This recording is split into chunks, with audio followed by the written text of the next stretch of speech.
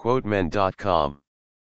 William Howard Taft was elected the 27th President of the United States, 1909 to 1913, and later became the 10th Chief Justice of the United States, 1921 to 1930, the only person to have served in both of these offices. Distinguished jurist, effective administrator, but poor politician, William Howard Taft spent 4 uncomfortable years in the White House. Large, jovial, conscientious, he was caught in the intense battles between progressives and conservatives, and got scant credit for the achievements of his administration. Born in 1857, the son of a distinguished judge, he graduated from Yale, and returned to Cincinnati to study and practice law. He rose in politics through Republican judiciary appointments, through his own competence and availability, and because, as he once wrote facetiously, he always had his plate the right side up when offices were falling. But Taft much preferred law to politics. He was appointed a federal circuit judge at 34. He aspired to be a member of the Supreme Court, but his wife, Helen Herron Taft, held other ambitions for him. His route to the White House was via administrative posts. President McKinley sent him to the Philippines in 1900 as chief civil administrator. Sympathetic toward the Filipinos, he improved the economy, built roads and schools, and gave the people at least some participation in government. President Roosevelt made him Secretary of War, and by 1907 had decided that Taft should be his successor. The Republican convention nominated him the next year. Taft disliked the campaign, one of the most uncomfortable 4 months of my life.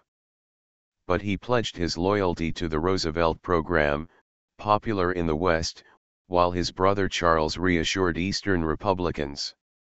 William Jennings Bryan, running on the Democratic ticket for a 3rd time, complained that he was having to oppose 2 candidates, a Western progressive Taft and an Eastern conservative Taft. Progressives were pleased with Taft's election. Roosevelt has cut enough hay, they said, Taft is the man to put it into the barn.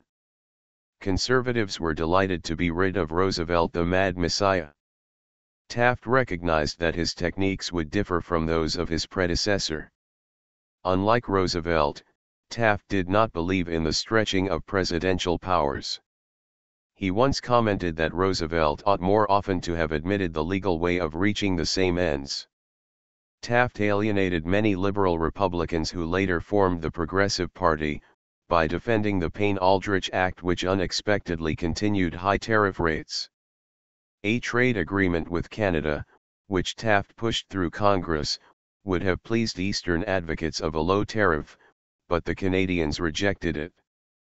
He further antagonized progressives by upholding his Secretary of the Interior, accused of failing to carry out Roosevelt's conservation policies. In the angry progressive onslaught against him, little attention was paid to the fact that his administration initiated 80 antitrust suits and that Congress submitted to the states amendments for a federal income tax and the direct election of senators. A postal savings system was established, and the Interstate Commerce Commission was directed to set railroad rates. In 1912, when the Republicans renominated Taft, Roosevelt bolted the party to lead the progressives, thus guaranteeing the election of Woodrow Wilson.